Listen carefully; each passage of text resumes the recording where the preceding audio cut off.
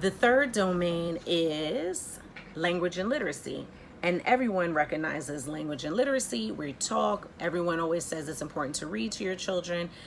What I think is sometimes people don't realize that when children are infants, I mean newborns, we all know it's important to talk to them. We all know it's important to sing to them.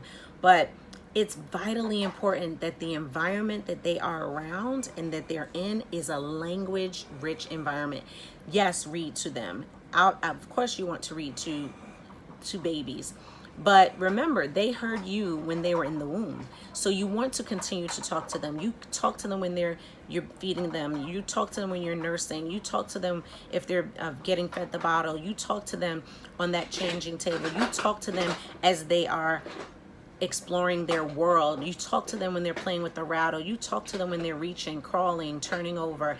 And that's how they are able to put knowledge to what they're doing. So in language and literacy, we're talking about early writing, we're talking about comprehension, we're talking about listening and speaking, we're talking about print awareness and concepts and phonological awareness, alphabet knowledge, all of those things. So we want to make sure that children get this information, and they get it in a number of ways. You know, I mentioned language and literacy, I mentioned reading, I mentioned talking to them. But you know, interestingly enough, children are getting that in their natural environment. When they're going to the grocery store, if you have a grocery list, it's really important that you share that information with your child. If you have a list and you have to get potatoes, or you know, you have to get asparagus, or you have to get cereal, or even if you're getting a snack for them for school, you notice children can identify different things on the shelves. They know when it's a box of cereal, they know when it's a snack, they know when it's something that's for them versus something that's for you. And it's exciting. You know, don't take those opportunities for granted. These are times where your children are showing you that they are literate. They're recognizing that symbols represent information, letters represent information. You know, they know the difference between objects just based on pictures and cues and colors. You know, when they're driving down the street, they can tell one restaurant from another.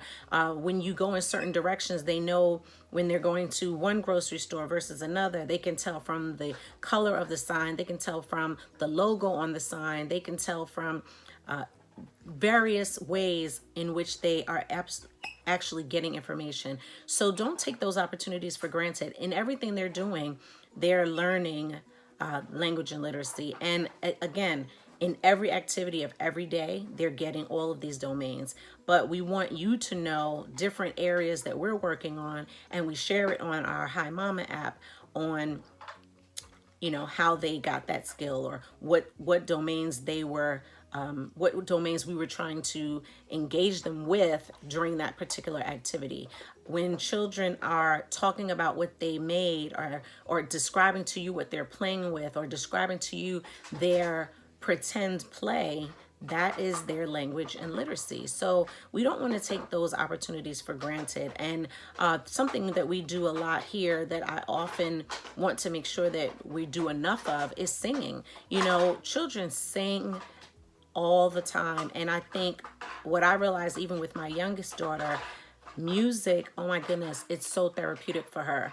Even if she's having a hard time, or she's about to have a tantrum. She's 4 years old right now, but even when she, you know, was in her 2 stage and, you know, challenged, had some challenging behaviors, which is normal and natural, we knew that if we turn on music, it could be instrumental, it could be classical, it could be slow, it could be fast, it could be upbeat, it could have words or not have words, but it really calmed her. And so we don't want to take music for granted, and you want to sing. So in preschool, it is imperative that you should be hearing singing every day with children. Singing when they're going online, singing when they're washing their hands, singing when they're cleaning up, transition times. It really does help. So don't, you know, miss out on those opportunities to provide a language rich environment. It helps the children in the long run.